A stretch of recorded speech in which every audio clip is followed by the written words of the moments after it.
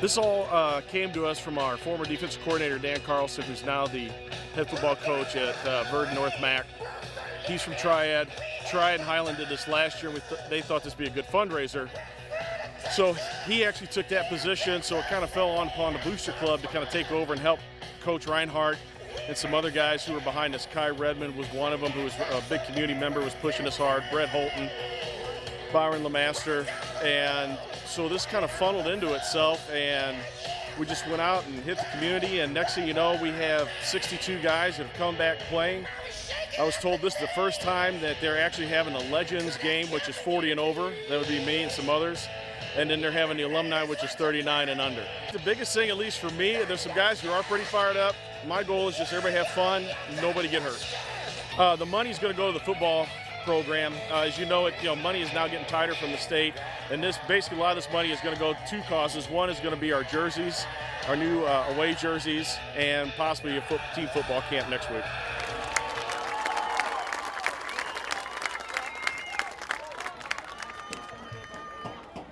Ladies and gentlemen, if you would kindly direct your attention to the center of the field.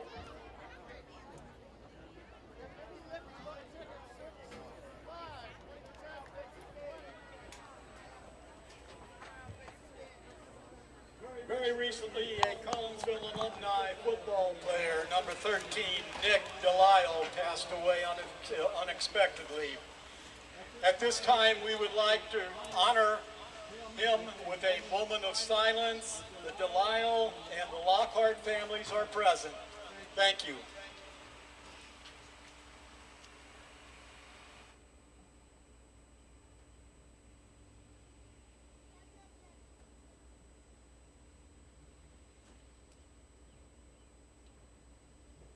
Thank you, ladies and gentlemen. And once again, we welcome you back to the broadcast booth here at K-Hawk Stadium. Todd Duke and Mike Ogle along with you. Glad that you're with us here on the K-Hawk Sports Network. We have alumni football going on for you here this well, it's now evening time, 6:43. So the coin toss has been taken care of, and I believe that the K-Hawks won. And I don't think they're going to be kicking off in this game. I think they're just going to start at the 20-yard line and go from there. Yep, that's what it looks like. Again, we apologize. Right now, as the K-Hawks take the field, there's two number 30s out there, so we don't know which one, which is who out there. I've seen a couple 15s, and so not real clear with the people tonight, but I think we're going to do the best we can here, Todd, and let everybody know what's going on. Well, it is an exhibition game. So, it is. You know, I look at it like this. This is a little preseason practice for us before the real season starts next month. For sure. About a month from now, actually. A month from yesterday. Yeah. It just would have been nice to be able to give some shout-outs to some guys out there if they do play, but hopefully we'll figure it out. We got a little bit of information. We'll do the best we can. Looks like we have a number 16 that is going to be under center.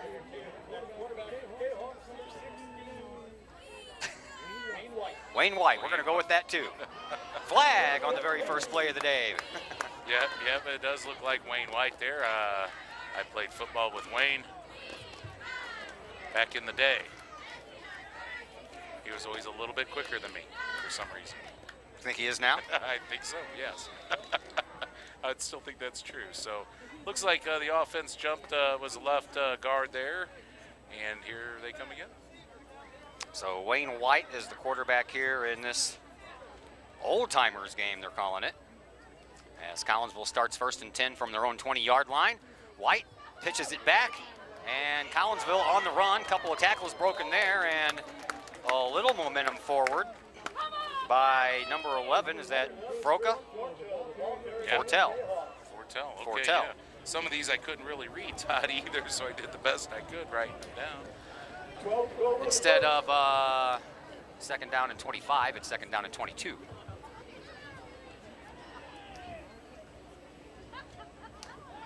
And once again,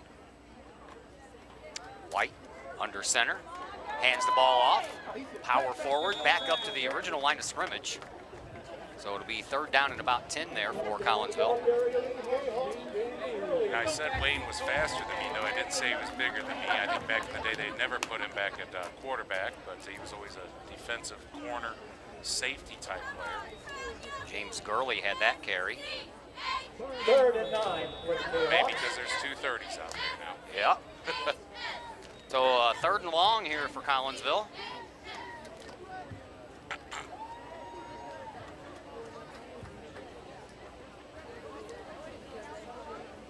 Under center, White. A couple of wide receivers split out on the near side. Double tight end formation as one tight end goes into motion. White is going to roll back to pass, but he's going to tuck it and run. Across the 25, he gets tackled at the 26-yard line. So Collinsville is going to be facing a 4th and 4 after a nice run there by White, but boy, he paid for it at the end. And that was a nice tackle there by the Granite City defensive linebacker, I guess it was, but came across, picked him up pretty quick. All right, so Granite City is going to, that's exactly what happened. They marched the ball back 20 yards, or I think 25, and now Granite City is going to start 1st and 10 from their own 47-yard line. There's a handoff to one of the biggest quarterbacks I've ever seen. Wow, look at that guy, 61. 61's the quarterback, and he looks like he's a lineman. A couple of yards gained on that one. After they set it down, it'll be a yard. There's Stanley, the ball carrier. So it'll be 2nd down and 9. Double wide receivers on either side of the formation here for Granite City. In shotgun is the quarterback. A little toss-out throw into the flats to big number 42, and 42 rumbles up the sidelines. Nice Hey, look, they have numbers. Oh my gosh. That was Joe Schnefke. Joe Schnefke. Picked up about a yard, so after 2 plays, they have gained a total of 2 yards. It'll bring up 3rd down and about 8. All right, so who do we have here? Oh, look, they got Collinsville's numbers. Right. Nice. 61. We were just late to the party. Yeah, Carl Lehman, that's the current head coach of the Granite City Warriors back there at quarterback for his team. And a rumble, bumble, stumbling and across midfield into Collinsville territory. A gain of about 2 on the play. Yeah, came up a little short there on, I believe that was 3rd There's down. Stanley, the ball carrier. But a nice run there, nice hard run. And now Collinsville will have their 2nd possession. Looks like we have a new quarterback. And that is John Lacopo, a 1980 graduate. So he graduated a year before I did. Yeah, that name's not familiar to me, a little bit before my time. Yeah, I don't recognize the name. But you know, when I was in high school, I wasn't a jock and I didn't hang out with the jocks, so I don't know a lot of them. Well, when you were in school, didn't they all go to school in one building, right? All the grades, wasn't that your age? No, I went to 9th and 10th grade at the old Vandalia campus, and then I did my junior and senior year here, which at that time was called the Greenwood campus. I was thinking more like Little House on the Prairie when you were in school. The No, schoolhouse. we didn't have outhouses. Well, I remember the Greenwood campus games there. That was a fun bowl. 3 wide receivers lined up on the near side, 1 on the far side as the new quarterback, Lacopo, shovels it out and probably got back to the line of scrimmage, did the ball carrier. And the ball carrier was down with Lacopo. As I was told earlier, you can't swing a cat in this town without hitting a jackstat. I agree with that. I have one as a neighbor. Yeah, well, Stacy Jackstat was my daughter's 7th grade English teacher, and I said, Jackstat, I know that name. She's like, you can't swing a cat without hitting a jackstat around here. Here is Lacopo. I think it was a busted play. Flag on the field over here, near side. Probably going to go against Collinsville on a too many men moving at the same time, I believe. And that looked like a busted play as Lacopo kind of rolled out to his left and took a couple of steps and went down. John Lacopo back in there once again. Brings the play from the sidelines. As neither team has really gained much traction. Collinsville has gained a yard on that last play, even though it was a busted play. So on this drive, they just have gained a yard. On their last drive, I think they gained a total of 4 before they gave the ball up. Granite City gained a total of 5 before they gave the ball up. Split backs on either side of Lacopo. Man comes into motion. That's Jackstat. Jackstat gets the handoff, shakes off one tackler. Thought for a minute there he was going to throw the ball. And then he goes to the sidelines. It gets taken down. Another flag down. I believe by Dave Schramm of Granite City, a 2001 graduate for the Warriors. This place is packed, by the way. We haven't mentioned that yet. There is a lot of people here. Yes, there is. I mean, the stands all the way down, left and right, are filled on this side. And Across the way. Across the Yeah. Granite, poor Granite fans in the sun. Yeah. I think they're about medium rare right now over there, working on a medium. All right, Granite City second crack on offense. We got some big guys out there on that line for Granite.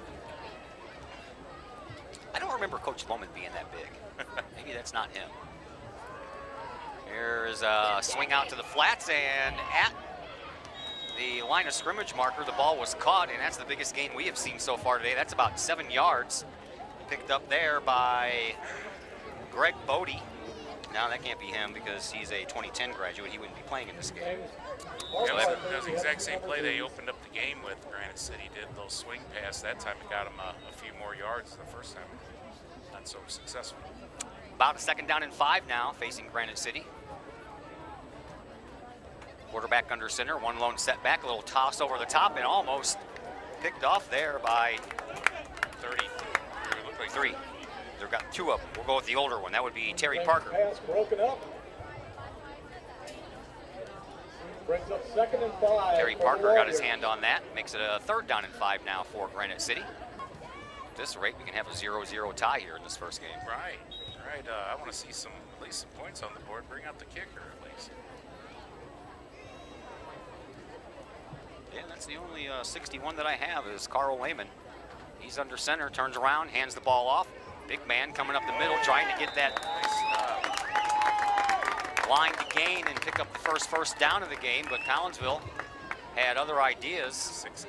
The runner was Terry Stanley. And Brian Lemaster on a nice tackle there. Lemaster, one of the older 1980 graduates. Yeah, just took down Terry Stanley, who graduated in '88. He took it down pretty hard. Yeah, old guy taking down a young guy. Figuratively speaking. That was 1. So 3rd down. 3. No, it should be 4th down. Yeah. 3rd and 3 for the Why are we Warriors. on 3rd down? So I don't they know. didn't get a first down, right? Maybe there was a penalty we didn't see. Yeah, because I just said it was 3rd and 5. Right. Now it's 4th and 5. They have it 4th down over there. Not on the scoreboard. Lehman picks up the ball, throws it, and it is batted down, and it is incomplete. So I guess Collinsville will take over from right there. We'll see if the K-Hawks can do something here. Good field position here on the 41. 6:45 left to play here in whatever this is. First quarter, first half, the game, I'm not sure yet. Under center, and the ball is a handoff up the middle and smacked right down at midfield.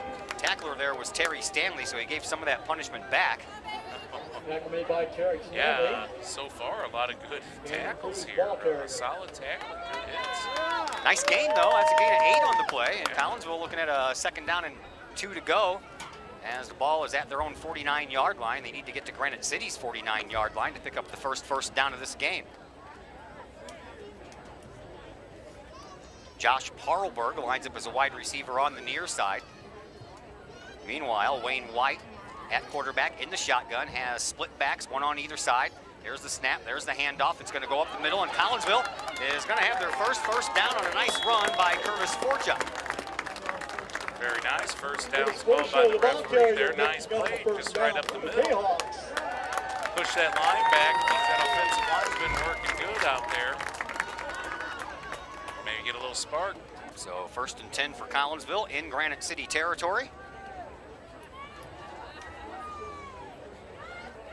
And once again, White is back in shotgun, offset backs.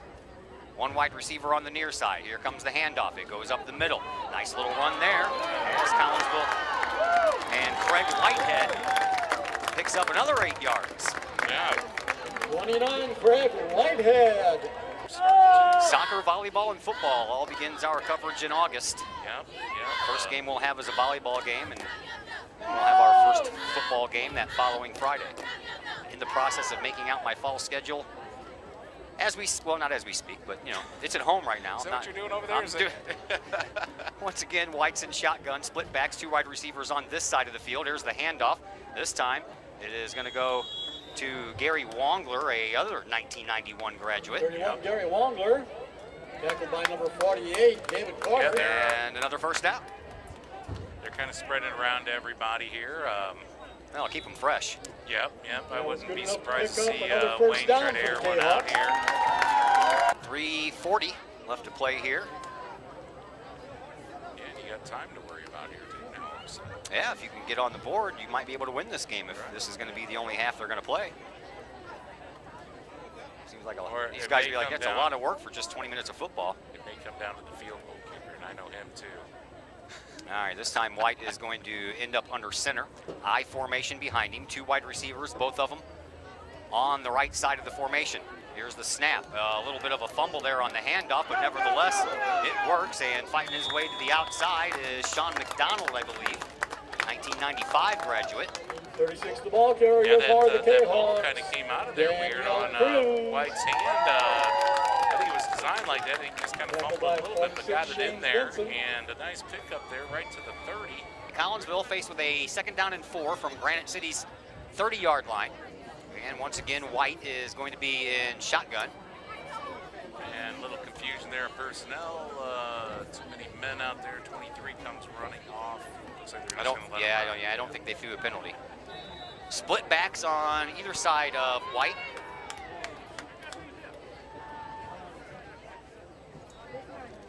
There is the handoff to big number 32. Took a hit there. Yeah, he did. That was Michael Wongler Jr. Number 31, Ryan Ernie for the Warriors with the nice tackle at the line of scrimmage. That brings up, I guess this is 3rd down. 3rd and 3, a gain of about a yard on the play. So I guess on 4th down, are they going to? They could go for a field goal, I guess. Field goal. Don't know the exact rules. No, Gurley's got a name on the back of his shirt. Yeah. Nice. He must have got his early. He got probably his own. Custom made. So the other more confusion here. The other number 30, Scott Meekamp, trots off the field. He is much bigger than Gurley.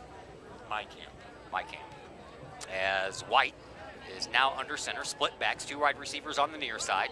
3rd down and about 3 to go for a first. There's a pitch back once again, and this time, helmet comes off, and the leap through the air may be a yard short of the 1st down. I think he's going to be short there. I mean, boy, he got tackled by the shoestring. That was Wongler Jr. once again. 42 for the Warriors. I got his helmet knocked off. Yeah. Schnefke.